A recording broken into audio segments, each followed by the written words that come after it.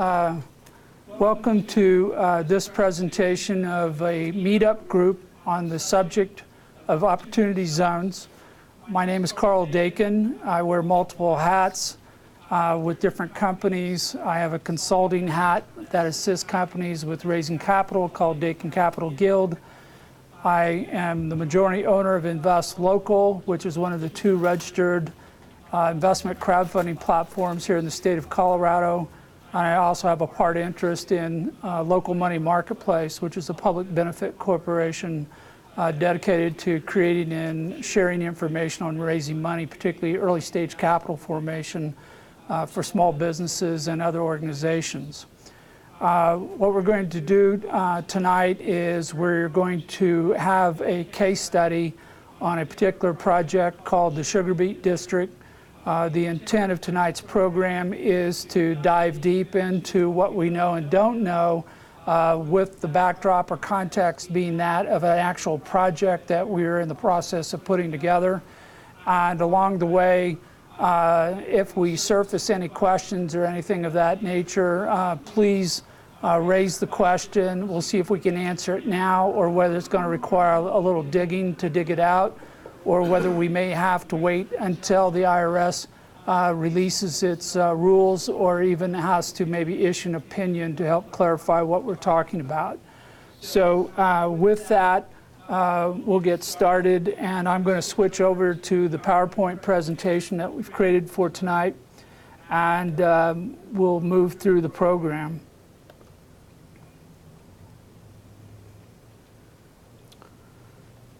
So opportunity zones, as many of you know, that in the tax bill that was passed in December of last year, it authorized incentives for people who had sold a capital asset, had realized a gain, that is a profit on that particular sale, and one of their options would be to now roll that over and make an investment into a community that's been designated by one of the states.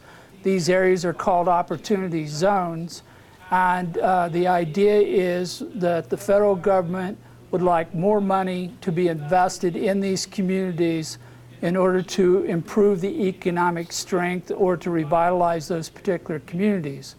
And the intent is that the incentive takes the form of a deferral of the tax on the capital gain, and in combination with that, if you leave the money invested for a long enough period of time, then part or all of that gain on your new investment will be waived. And so the big payout on this is they're looking at long-term investments in local communities held for a maximum of 10 years, which would result in a complete waiver or all profits on the gain that occurs on that investment. So what we're going to do within this Meetup group, we got and within the general efforts that are going on, we got three levels of activity. One is we're trying to share all information that we can find on opportunity zones. There's very little known at this point in time. Most of it is speculative based upon either prior tax work or working with other types of enterprise zones or other types of areas that have been approved in the past in different areas. The second part is going to be case studies, where we do a deep dive and go as granular as we can on a particular given situation, which is what we're going to do tonight. Is we're going to be talking about the Sugar Beet District in Fort Collins, Colorado. And then the third part is we're going to make a list of all the issues that come up during these discussions, and we're going to catalog those, and then we're going to invite people to help create an answer to those issues, as I said, either with available information today, with a little greater work and analysis, or it may be something that we have to defer until we get the IRS rules issued and we can move forward. So, the Sugar Beet District, as depicted in this slide, is in the northeast part, I said west, it's in the northeast part of Fort Collins, Colorado. It's a fairly large area that at one time housed the big sugar beet factories that were common throughout all of northeastern Colorado. particularly in Larimer and Weld counties. And Fort Collins, as most of you know, is in the northern part of the state, just west of I-25 before getting to Wyoming. This is the last industrial area within the city of Fort Collins that is zoned as an industry zoning, and it represents in some ways the last major type of development that may occur of this size without going through a scrape and rebuild type of a process. So Mickey Willis, who is a developer, is with us here today. He will be a color commentator for this particular presentation. And if we get into an in-depth question, Mickey will jump up here and stand beside me so we're in the camera zone, and he can help answer this particular question. But he has been working on this for quite some time, and his idea is to have a complex that's themed upon indoor farming or controlled environments. It is the idea that all these buildings will be part of a common system, which will serve to create greater efficiency for all the tenants, plus have a lesser environmental impact for all concerned, which is why he has formed this company called NetZero Colorado to be the primary actor in making all of this happen. It is anticipated that when this is all done, this will have some of what's called a live, work, play design, meaning that people, there will be places to live on the space. They'll be able to walk to work and walk to entertainment without having to use other forms of transportation to get to and from each of these types of activities. This is a proposed diagram of how the Sugar Beet District may be built out. It anticipates in the lower left-hand corner that there would be a local food production greenhouse of significant scale that would be able to produce food for the Fort Collins area. We are looking at a large cannabis grow facility as well. And then we are also talking about adding a hops growing facility to this combination, using similar technologies, but maybe not necessarily the identical technologies in grow operations. And therefore, this may serve as an interesting, state-of-the-art, first of its kind, indoor grow type of campus, which will be a great economic asset to the state of Colorado and can work in concert with local universities. We're also looking at some other things because of its proximity. Just to the south of here is actually the location of New Belgium Brewing. So they have their facilities very, very close, which might relate to some other ways of creating some symbiosis between this project and what they're already doing. There is some housing that is to the east, and there is planned to build some additional housing adjacent to that. And then we're also looking at putting up solar panels to create as much energy as possible within this framework. And again, the whole idea is to move this all to a net zero type of environment. So at this time, the project has gone through a lot of work and design, but about $1.5 million is needed in order to move the project forward. This is primarily to secure ownership of the property from 4 different property owners, and also to complete the necessary engineering on the property for all the infrastructure that we're talking about. And because of the fact that we're looking at this as a system for the entire build out, it isn't like it might be in another place where each particular tenant is putting up their own building and responsible for their own water, waste, and power. This will all be part of an integrated whole to achieve the environmental outcome that we're looking for. So these are some pictures taken from some other projects that have some similar component parts to them with regard to indoor markets for farming, local food, different types of grow to maximize use of natural sunlight, creating a walking area. And there's more drawings which are not shown here, but it's a very beautiful design, and looking forward to it. So in order to get this project to the next part, it looks like funding through opportunity zones may get the trick done. This is the zone in which this property lies, which encompasses a large portion of the city of Fort Collins. It runs in the northeast all the way over to I-25 to the east, and then it goes up a ways to the north. And so it is in a position for this particular property to take advantage of this type of funding in order to get something accomplished. Yeah, so the question is whether or not the approach that is being used here in this development for the Sugar Beet District has been done elsewhere. And the short answer to that is yes. There are several places around the world and within the United States where people have stepped out there and started looking at these complete system approaches to doing this. In some cases, they may have only done one or two components, power plus water, but maybe not waste. But we're looking at doing all of these, so this is almost like being off the grid and having a minimal environmental impact. Can I add something to that? Yes, Mickey, come up here.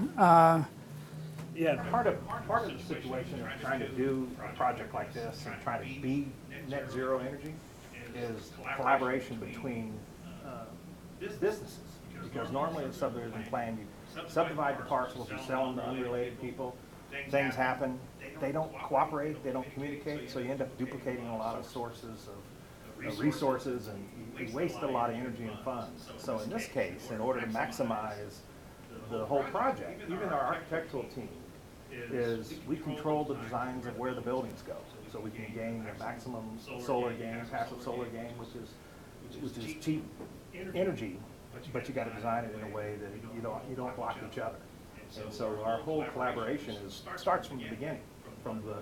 I've already got 1.5 million square feet of business reservations, which is all I can have at this time, people who want to be a part of this project. And so the collaboration is the key to making it all work. Yeah, and to further answer your question, Stan, there's an experiment that started several years ago in Chicago called The Warehouse. And it's like a brewery, a fish farm, a restaurant, 3 or 4 other different things where they created a almost complete environmental loop for recycling and everything. And there's been a lot of advancements made in both technology and other experiments since then. So this brings us to step 1 of what would be necessary to move this project forward. And we talk about creation of the Opportunity Zone Fund. So the law as it's been written states that a person who has a gain in their capital asset must sell that asset and have cash in hand. That cash is all that's allowed to be invested into a fund. The fund has to be a new entity that is created for the purpose of holding these monies and verifying conformance with the law for the benefit of the investors and the money that's being expended within the zone. We'll get into that in more detail, but the types of funds are going to vary dramatically. In this case, we're going to be looking at a fund that we will pretty much call a captive fund, where the underlying business, NetZero Colorado, will manage the fund at the same time that it's engaging in its own activities of building out the Sugar Beet District. In some cases, the fund and the underlying business or properties are to be very separate, run by 2 different management groups, and they may or may not be in complete concert with regard to their goals and agendas. But in this case, the control of this fund will be coming to NetZero, and the details on how that's worked out are part of the work that remains. But the steps that involved are listed here. You would have to determine how this relationship is going to work, because that's your first step in trying to figure out how the fund serves as a tool for bringing in new money to this particular company so it can do the project. Then you're going to have to engage the management, and depending upon how you structure the fund, You may need special skills or licenses or permits for the people who are managing that particular fund. You will then determine the relationship with the investors. There's a possibility that this is a closed investment where the investors already know everybody who's working on the project. But in most cases, we anticipate that the investors are a large group of unknown people out there who have managed to generate some capital gains. And we're going to get into more detail in a couple slides here about the fact that we're going to have to identify, qualify, and recruit them to make an investment in this particular project in competition with all the other projects that are out there across the United States who are also looking for this type of money. If I recall correctly, there's about 8,700 different zones across the United States, and each of them will be out in their own way looking for funding, and each zone may have multiple funds. As we'll talk about again in a moment, there may be more detail in this, but each of the tenants who are located on this build-out may create their own fund and raise their own money for their portion of the capital construction that's here. So you may see tiers and tiers and tiers of funds and businesses all working independently and also working in a complementary fashion. We're going to have to determine how we're going to raise the money, whether this is a private offering, public offering, a crowdfund offering, or some hybrid or combination of the above, whether it may include a variety of grants that are available from local governments, and whether it may also involve, as this one may, use of foreign investment as a second or third round of funding within the project. Yes? Under that structure, will the developer then have to manage that portfolio? The fund will be responsible for receiving in the cash, and then it is responsible for deploying that funding to a business or to a property. So it's one central fund with multiple investors. In this case, this is what we're looking at, is multiple investors. The money comes into a single fund for the purpose of the global project. And then if one of the tenants decides that they want to raise money, they'll be responsible for setting up their own fund and having the money come into it and then flow down to their specific business. So that's why this may end up with 10 to 20 Opportunity Zone funds being created just around this singular project. We're going to look at the security and real estate requirements. Every time that there's an exchange of money that is in the form of a sale of a security, then we're going to be looking at different rules, and depends upon how the money is raised. That may be a state issue or a federal issue or both. We may also find situations where real estate laws are applying where the acquisition of the property will be a real estate transaction. In and of itself, it's not a security investment, but because we have a new business who's raising money from other people to put money into that property, there will be a securities transaction in addition to the real estate transactions. And as I described earlier, then depending upon whether this is captive or at arm's length or other type of Opportunity Zone fund, it may be necessary for the fund managers or the people in the front office of the fund to carry one or more securities licenses in order to have the authority to make a presentation for a funding of this nature.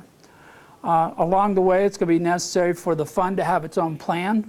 It is technically intended to be a fixed life entity where once it's funded, it's going to last for a 10-year minimum in order to maximize the tax incentive through the Opportunity Zone funding. But it needs to have all the attributes of a business during that 10-year life, even if it's largely inactive for most of that 10-year time period. So probably that'd be basically a 10-year lockup for the fund? Yes. So we're anticipating that all the contracts will provide for a commitment of 10 years by the investors. And if they need to get out early, we'll have to make a provision for how that occurs and when it occurs and where the cash comes from in order to enable that cash out. And if they come out early, then they would not necessarily gain all the benefits of the Opportunity Zone funding. One of the things that John Clark, who's here in the room with us, and other bankers we're talking to, John Carter, called you John Clark. There's another thing for Steve to correct in the editing. We're looking at the possibility of setting up mechanisms for investors in a fund to pull cash out of that fund during the 10-year life so that it's not a completely illiquid type of investment. And there are a number of reasons to do that. One is some people may want or need a continual cash flow from that investment. And so it might take the form of an annuity with an automatic drawdown on a periodic basis throughout the 10-year life. It may take the form of a line of credit where somebody suffers an emergency and needs to liquidate part of their investment but does not want to disrupt the structure and the potential upside capital gain that can occur, so they want to borrow against it like a 401k loan or a reverse mortgage.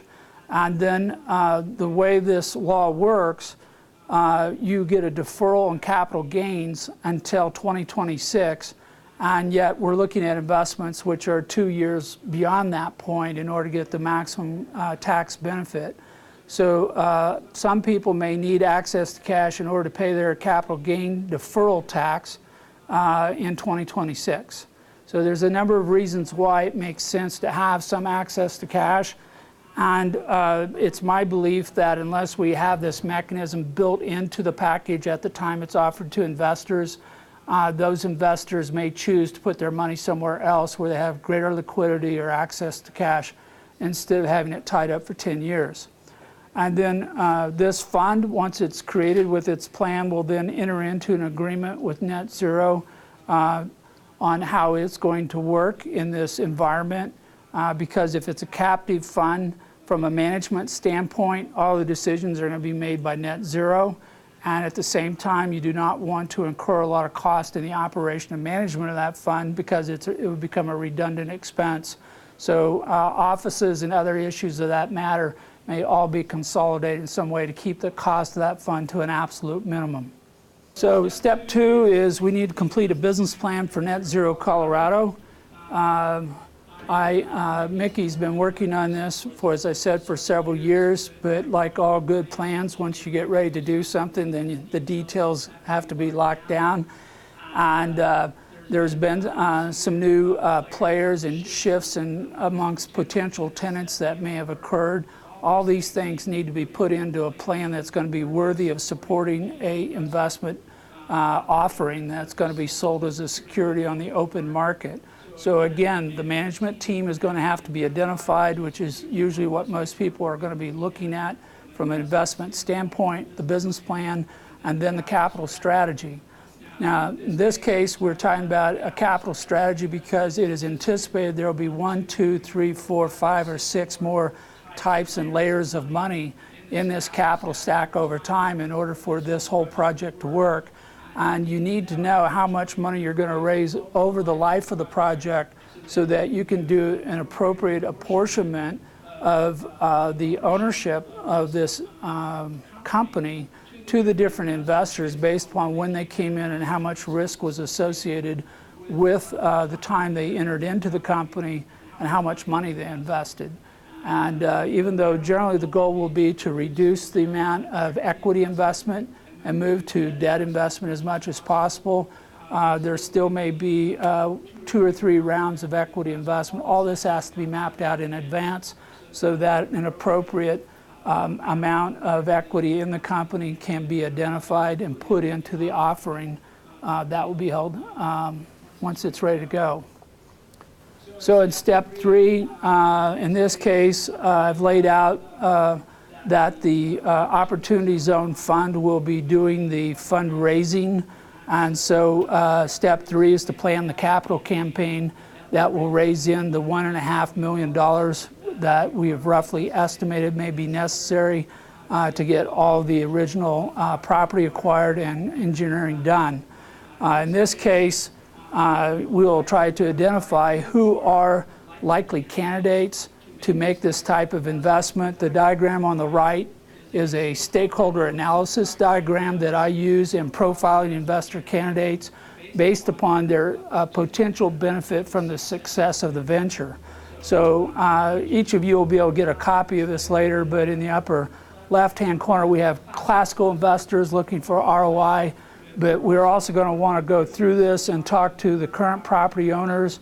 We'll be talking to future tenants, look to anyone who might be a contractor who can help build out this project and may benefit from being engaged to work with that.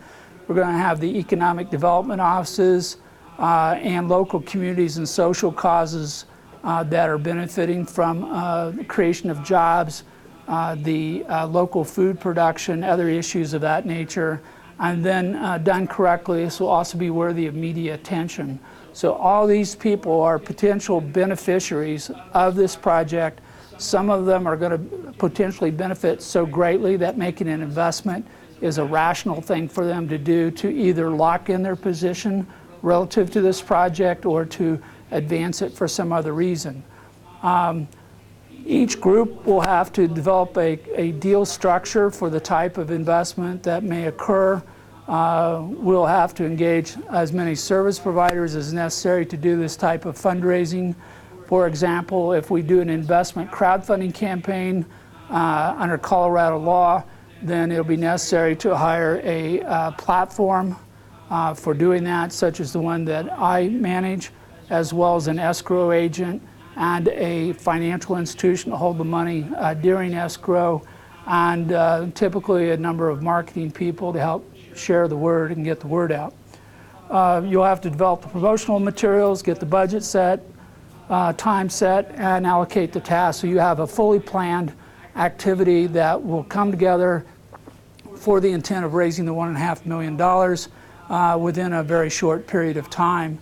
And this is all with the assumption right now that we may not know any of the investors that may write a check and make an investment at this time.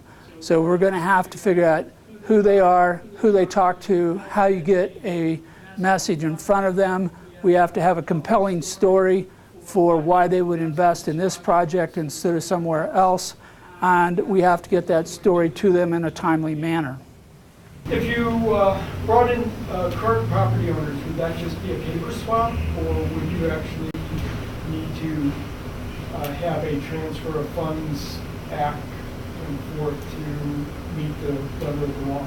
So the question is if you were bringing in current property owners, would they be able to do something as simple as a paper swap? My understanding of the way the statute is written is only cash investments into a fund will qualify for this tax incentive. So the property owners would have to essentially liquidate their existing property position. They would recognize the gain that would then be taxable ordinarily in the next tax year. They have an option right now, commonly if you're a property owner, to roll this over into a 1031 exchange, which is what we talked about at the last meetup. And that has certain limitations when compared with Opportunity Zone funds, because you have to roll over 100% of the total money invested, where in Opportunity Zone, you're only required to roll over the capital gain. So some landowners, particularly farmers, may find this is an easier way to start getting out of their farmland by taking out part cash now with up to the basis without a tax hit, and then putting the rest into an Opportunity Zone fund with the intent for that money to ride for a while longer and potentially make more money that could contribute. We did have one person who intended to do a 1031, looked at an Opportunity Zone fund, but because she intended to roll into her estate upon her death, it actually, an Opportunity Zone would not compete with that unless it was a high rate of return type of an investment, which she would not get by just buying more land and essentially land banking. Now, we haven't talked about it yet, we will in a moment, but there are rules that if you make an investment into land, Opportunity Zone property, you are required to enhance the value of that land by at least as much as the purchase price, which is not an issue in this particular project. But you cannot simply buy land and then sit on it and hope that it appreciates over the 10-year term. You have to make further improvements on that. And what it means to be an improvement is an open issue right now. At the last meetup, we had a person who was looking at reforesting some land that had been burnt by wildfires, And so the question was, if you acquired the land and simply planted trees on that, did that constitute an enhancement to the land for the purposes of this law? And the answer is we're not sure at this point in time. So in this case, step 4, you complete the capital campaign. We commonly compare a capital campaign with political campaigns, except now that the mudslinging is going on, we're not going to go that direction. Well, we might sling mud, I guess, at our competing campaigns, whatever. But the idea here is you have to talk to a lot of people. You have to build a relationship with people you don't know, and you have to do it in a hurry. So the process that we have evolved in what we call crowd building regarding investment crowdfunding is you will identify people who are leaders of existing organizations or networks. You will solicit their buy-in to your project, which serves as an endorsement of who you are. And then indirectly, the person who's in that group can see you as someone that they may not know, but you've been vouched for by the head of that particular organization.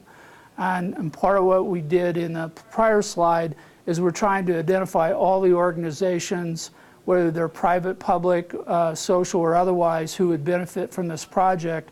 You would identify who the leaders are, and you would try to get them lined up in advance to support this particular project because it's in their self-interest to do so at some level. You will also want to know all the investment advisors or anyone else who serves as a person that tells an average individual or a corporation or business with capital gains where to put their money. It's not clear at this time how many investment advisors are aware of Opportunity Zone funds and whether they support or don't support or may be neutral in that regard.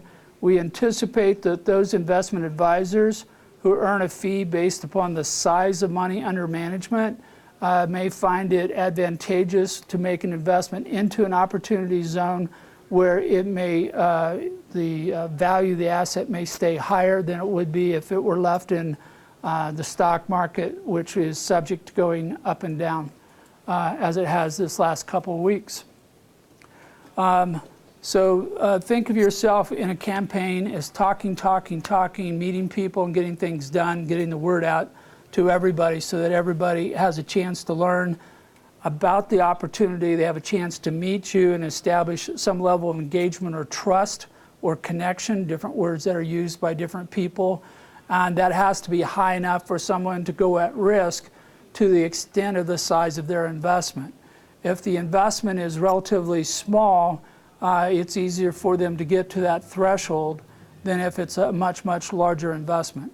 Yes, Dan? So people, what we would be looking at, don't necessarily have to be accredited investors, but I'm also thinking, something we had on a few slides ago, that depending on how the fund is structured, how you want to set it up, that it might place different criteria on minimum investment amount and who these people are versus including KYC and all that type of stuff. Right, so the question is, when we set up the fund, what do we need to do with regard to anticipating who the investors are going to be? We have a number of options. The fund can be structured to be limited to accredited investors only, which gives you more freedom and flexibility in how you promote the particular offering.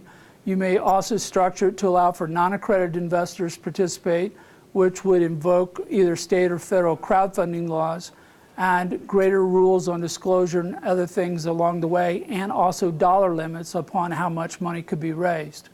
And so that's why at the very early, when we're talking about how much money is needed, who we're going to raise money from, all these things have to be taken into consideration before we start locking in to assure that we know that we can get to where we want to go with the capital campaign.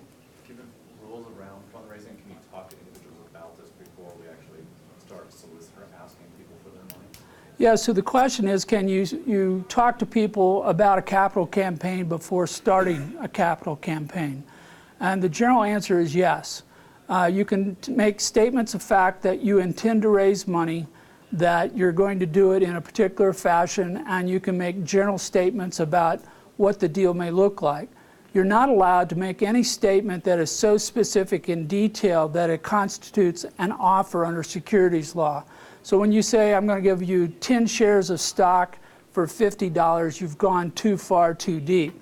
If somebody says, are you going to raise money? Yes, we're going to raise $1.5 million. We're going to give up some equity in the company, but we haven't determined yet. You don't have to say that. You say, we're going to do an offering. It's going to be an investment crowdfunding. We are thinking about a low as maybe $250 minimum investment. All those do not give a person enough detail. They can go, yes, I'm in.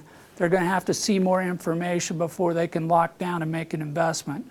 So the one is considered a statement of fact. The other one is considered a pitch or a sale. And there is a line between the two that you'll have to follow. Okay. Can I add something to the Yeah. distinction between the types of projects too, is that this is a creative use type project. It's something that the city of Fort Collins, all the residents of Fort Collins are very familiar with vertical urban farming and the technology because we're an agricultural college. But banking doesn't recognize these types of creative uses. So I've had to find ways to be more creative. And in the process of being more creative, it adds another level of confidence and security to these type of investments. Because I'm working with EB-5, if you're familiar at all with EB-5 investments, employment-based immigration, fifth preference. And those are not SEC regulated. And those monies are at risk. And so they subordinate to all other monies in the project. And so as part of a capital stack, even with the little money, it's better protected, I believe, than what the larger chunk of funding would be for this project. Yeah, so, and just to clarify, also, go ahead and have a seat, Mickey. We're talking about a capital stack. This is a term used for people who raise a lot of money. But it means that when you go to raise money, it's not all one kind and it's not all one time. So most of you have done a capital stack, whether you know it or not, when you bought your house or bought your car, because the down payment was a cash down payment that you made, and then you borrowed money for the rest of the vehicle or the rest of the house that you're going to live in. Those in combination are a simplest form of a capital stack. Here we're looking at something that might involve 7, 8, 10, 12, 15 types of capital, and we may be doing it over a period of years as we roll into this project and we keep moving it down the path, and different types of money will come in. So acquiring the property would be a commercial mortgage. Some of this money from this raise will be used as a down payment, and then money will be borrowed from somewhere else for the back end that will be paid over time. When we move into the second round, that will mostly go into infrastructure, so all the things that are shared systems from all the particular buildings. Then we're anticipating that the tenants will bring their own money for build out of their particular premises within the framing of the larger system. And so they'll have to bring their own money, and some of that may be a combination of equity and debt. And then on top of that, we may qualify for different types of programs, whether it's the Colorado PACE program, which is an environmental build or retrofit program.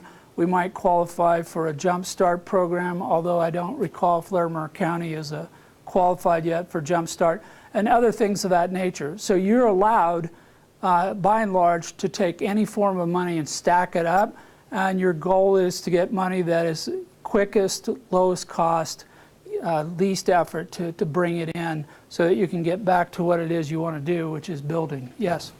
So the question is whether or not it's also possible to use historical building tax credits or other credits.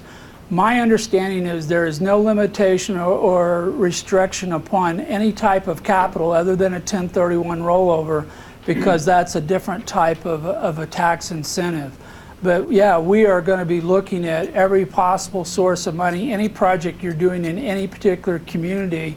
We've got a couple other sites that we're looking at in Colorado for our hops project, and we'll be visiting one of those on Friday, where the key is the community water system, which qualifies, because it's in a rural community, for a variety of different USDA programs, independent of the opportunity zone in which the site's located.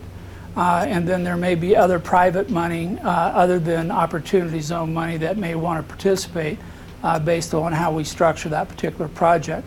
So yeah, creativity, as Mickey has described, is kind of the name of the game here. Usual money didn't work to move this project forward.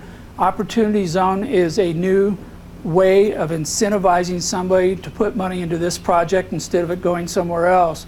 But there are lots of other sources of capital that may be complementary that you may want to look at that may be cheaper or easier to get than Opportunity Zone money. But as an aggregation or a capital stack, that may be the way to go. And because this is a new type of funding project, Opportunity Zone sites are identified today, and they will be that way for the next 10 years. But I believe they're also overlapping with new market tax credit zones, enterprise zones, some highly beneficial designations for areas, development areas that could be useful together. And but they're always evolving because they're based on census tract data and unemployment rates. Right. So after the capital campaign, assuming that it's successful, the fund holding the money from the investors, all who met the criteria for being a capital gain rollover Opportunity Zone investor, will disperse that money to, in this case, NetZero Colorado as the business who's going to have the principal responsibility for developing the Sugar Beet District. Once the money is raised, there are a number of notifications that have to be made to investors. And then the role of the fund is an optional one. As I said earlier, it may turn out in certain cases that your fund is a heavily managed, well-staffed, long-term organization. It may be managing multiple funds for multiple people, or it may be a single-purpose, one-time fund that once the money is raised, its role is diminished, and at that point you don't really want to be spending a lot of money within the four walls of the fund. So, but the money will be dispersed and everybody's brought up to date. Then at that point, NetZero will acquire the properties and arrange for the financing with part of the money that comes out of it. And then it will move into the next part, which is the improvement of those properties. As I mentioned earlier, the Opportunity Zone law requires that any property acquired, that you are supposed to make improvements upon that property equal to the amount of the purchase price. Now, where you put the money into a business, it gets a little fuzzier as to exactly how that has to occur and when it has to occur.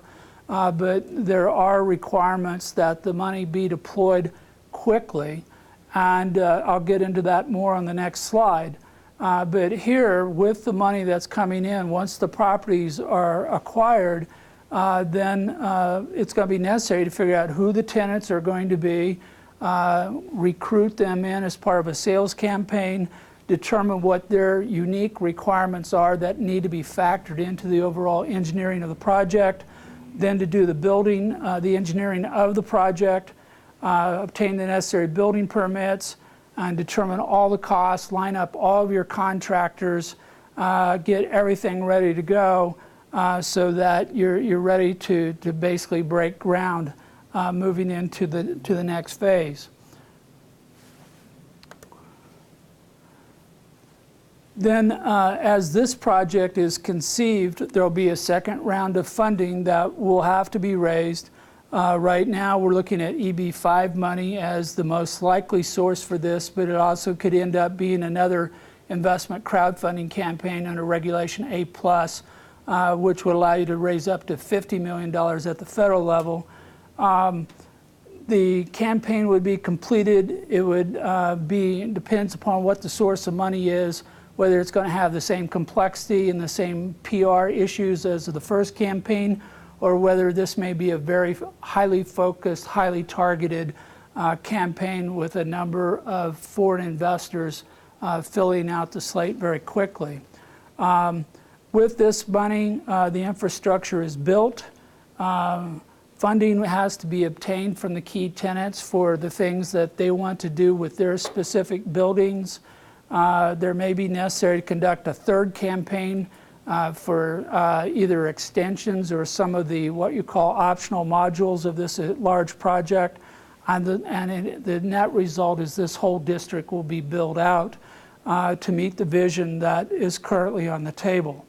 This could involve, as I said, many types of money from many sources over a period of time, but there are time limits in all of this. The Opportunity Zone Fund is required to make twice annual reports to the IRS regarding how much money they've raised and how much money they've deployed. And they will have a number assigned to them when they are fully registered with the IRS, which will allow each of the individual tax investors to note on their tax return, no, I don't have to pay capital gains tax this year because I invested this amount in this fund.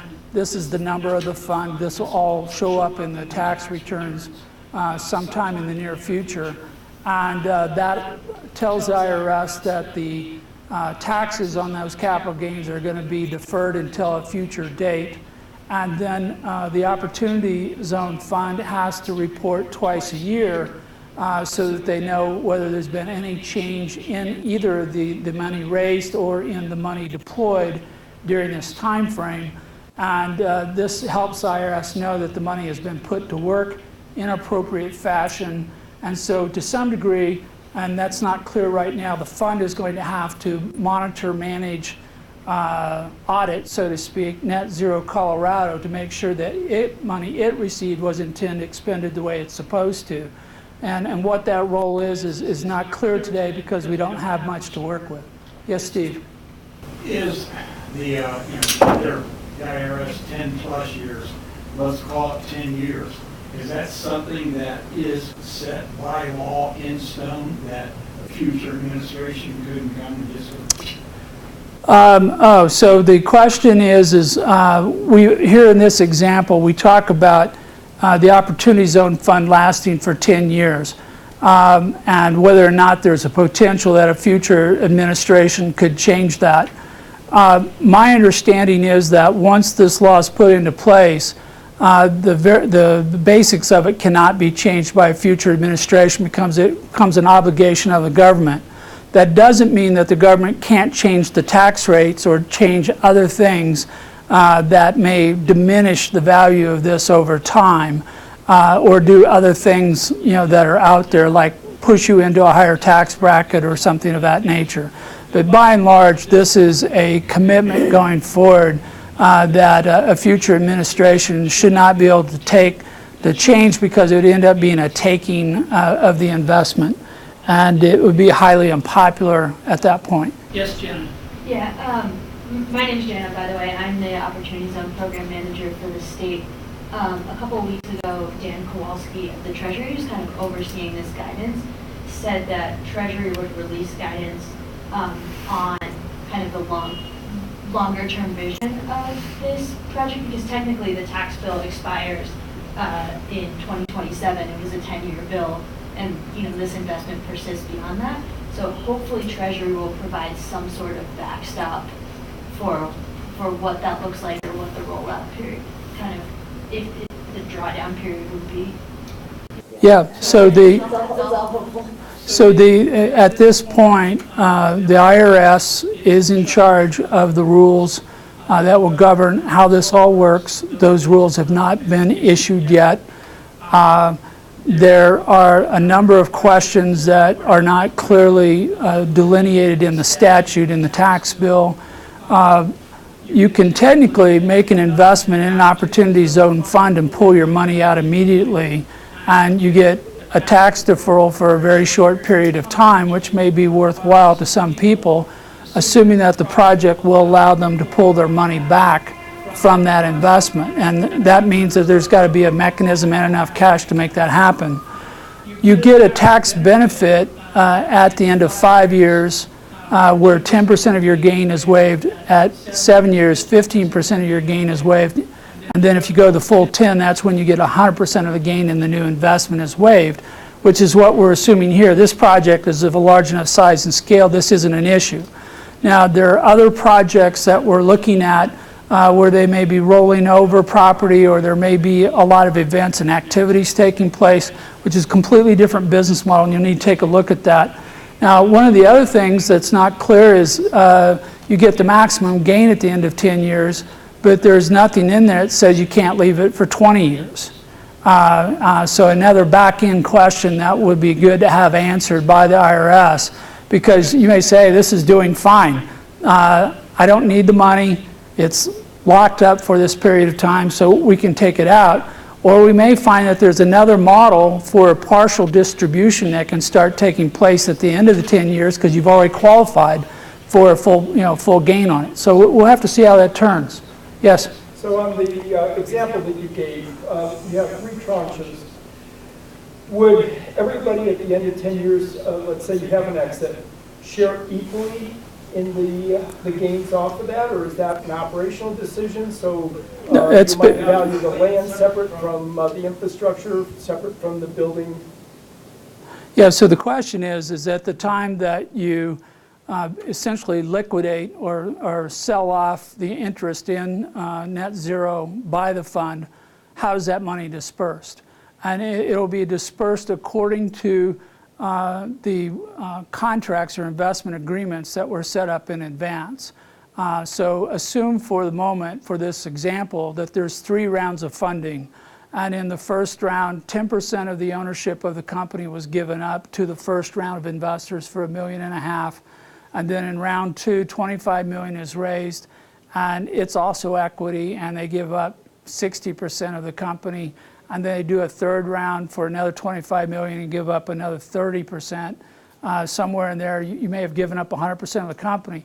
But at the time of distribution, it'll be according to those ratios, subject to any dilution that's occurred within the structure. So there's more ways than I can count to structure these deals.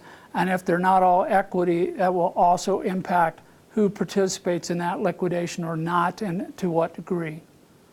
Okay. So the key thing here is that there will be an ongoing responsibility of the fund to report to the IRS twice a year. One of the gotchas that has been discussed in the writings on opportunity zones is that each time a fund raises money, it is supposed to deploy 90% of that money by the end of the next 6-month time period. And some of the supposition has been that, well, what if they raise all their money in November and they have to report by December 31st?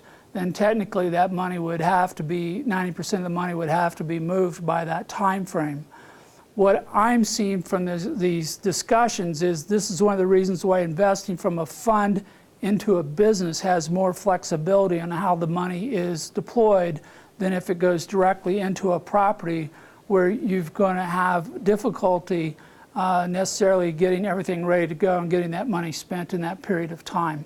So this is one of the things to keep in mind as you're looking at projects and other types of projects in other communities, with how this impacts the money coming in at different times.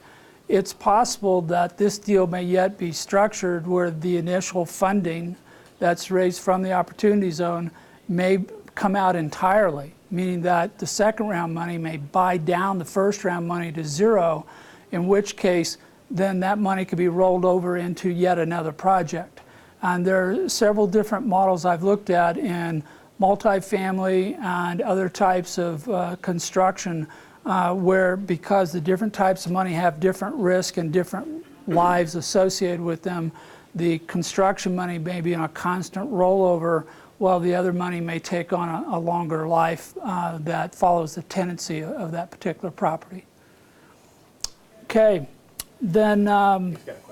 Yes, Rick? On the example involving this area, do you own all the property, or are you getting ready to purchase? We're getting ready to purchase. I've been dealing on it for about 10 years. And it's always one of these things where we get the issues all settled out. It's an infill site. Infill sites have problems. And those problems are traffic congestion. So there's a moratorium against building because traffic congestion, delay at peak operating times at the corner. And or the city needs $30 million to build a new 4-lane arterial. They don't have the money to do it, so they put that burden now on the developer to have to put that money up front and take a buy-in later from other property developers, or the infrastructure, or, I mean. Right, or as you know that in this year's election, I think it's Amendment 74, is talking about situations where you're in the middle of a project and the government changes a rule or a reg, and suddenly you can't do what you were going to do before, and it may have devalued the property that you're working with. And the whole purpose of that amendment is to try to put some constraints upon government from making changes that devalue property while you're in motion. But these projects are of such a size and scale, the chance of something new happening that was unanticipated can come up, and it may impact how this all works. So this gets to the 10th step of the process that I'm talking about tonight, and that is that there's been a success of the project. It's gone its full 10-year life. It now qualifies for the maximum tax incentive provided by the Opportunity Zone. And so at this point, whatever interest is held in the fund would be sold off. Now, it could be that this is sold back to NetZero Colorado, where it's been setting up a reserve and takes it out. It could be that we have a third party who's been financing investors throughout this entire process. They step into the, and buy into the situation at this time. But the idea is we're going to close the fund, we're going to liquidate the assets, and we're going to distribute those to the investors according to whatever agreement that was entered into at the outset of this venture, 10 years now in the rearview mirror. So this is a fairly standard process. The ownership is sold, earnings are calculated, the money is distributed, the final reports are filed with both the investors and with the IRS, and this project ends at this particular point in time. And at that point, the fund will cease to exist, and its purpose in life is done. This project has been built and has been operational, and far enough in now that it should be realizing all the benefits that a project of this nature might achieve. And hopefully we have created benefits at multiple levels for multiple people in the community. And this is the purpose of why the Opportunity Zone was created, is that money spent in this community will cause economic activity that should be good for that community in particular, and then good for the state of Colorado. So as I said earlier, one of the things we're doing is we're collecting issues. These are questions like those that you've asked tonight. If we have a clear answer, what we're doing on the Invest Local Colorado website is we have a page called Issues. The issues are in the left-hand column, and we're putting the answers in the right hand. In some cases, the questions are more than my particular knowledge or those in my inner circle, so we're reaching out to other people, including other states and various levels of expertise to help create a short white paper or solution answer to that issue.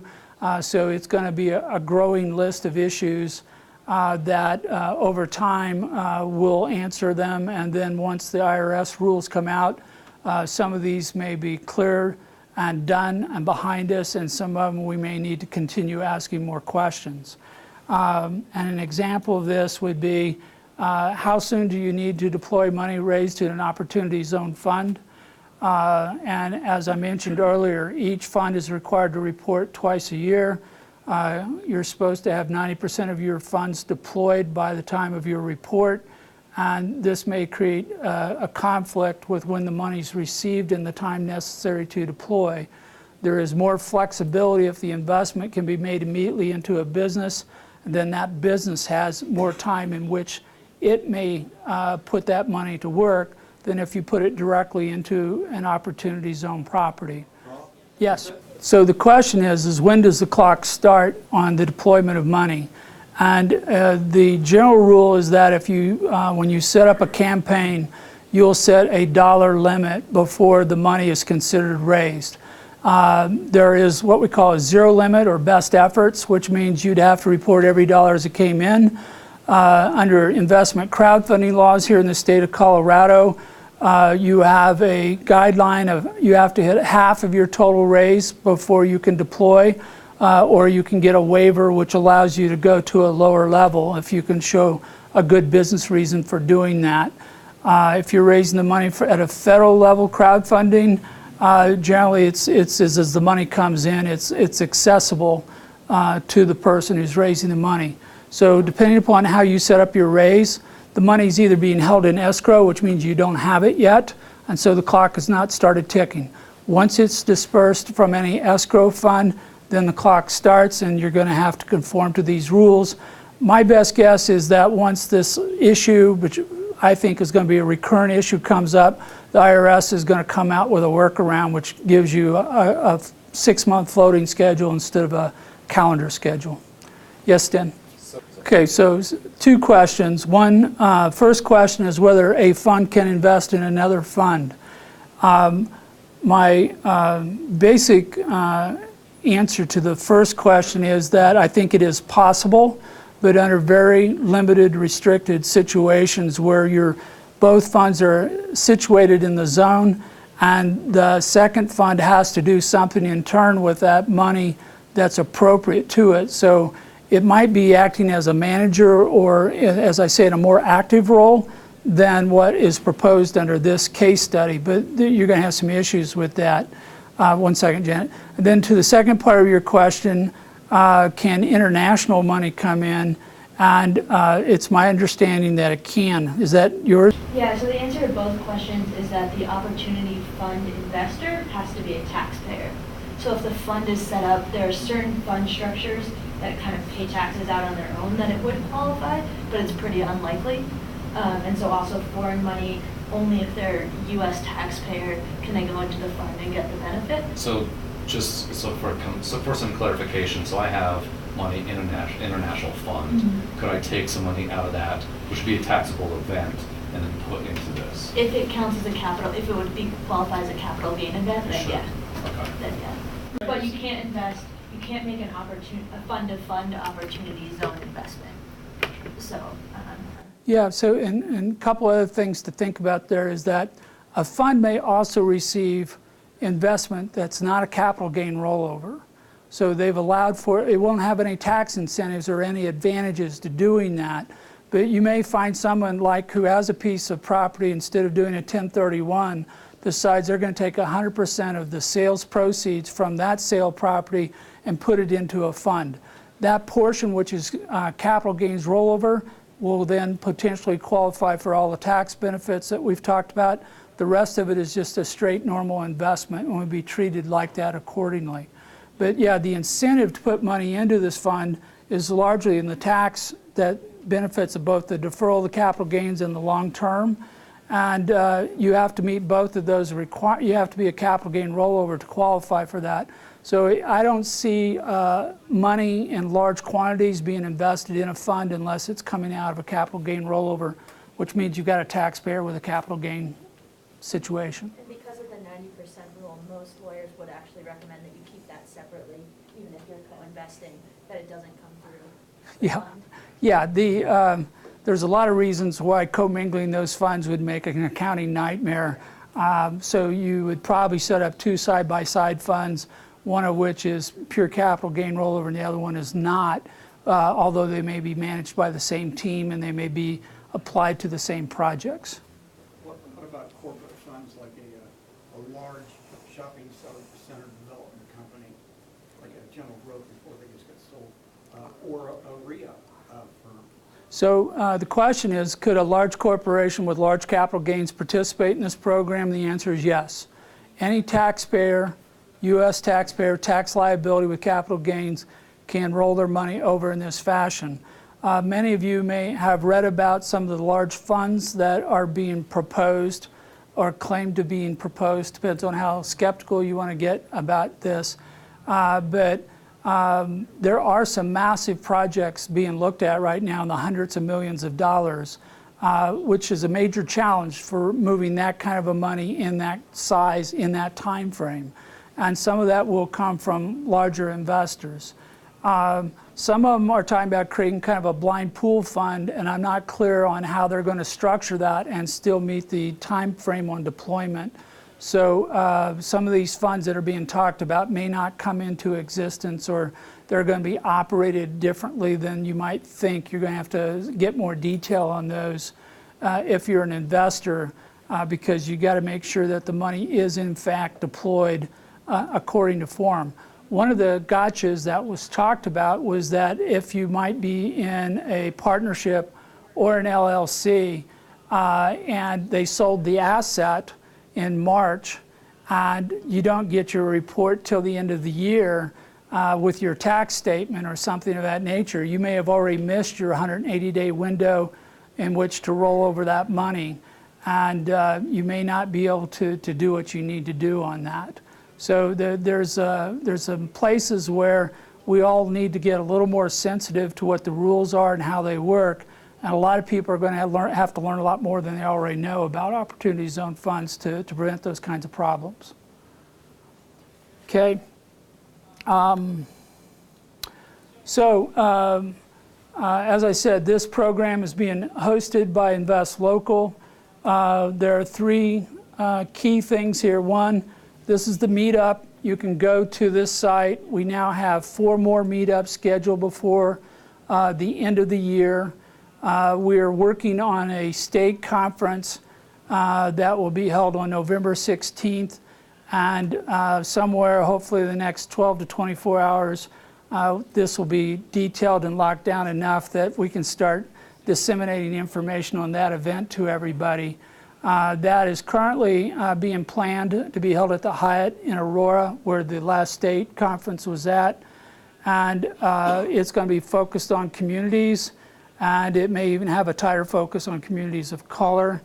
I will be working with that. I'm right now trying to identify projects that are common to communities, both rural and urban, that deal with the common challenges there of food, transportation, housing, anti-gentrification, and so forth.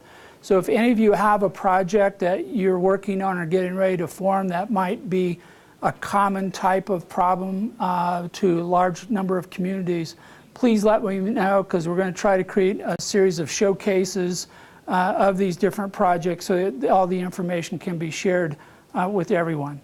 At the Invest Local Colorado website, under Opportunity Zones, we now have a list of issues that we're trying to answer. We'll be adding in case studies as we go forward. We're already collecting what I call notable papers and articles on the subject of Opportunity Zones.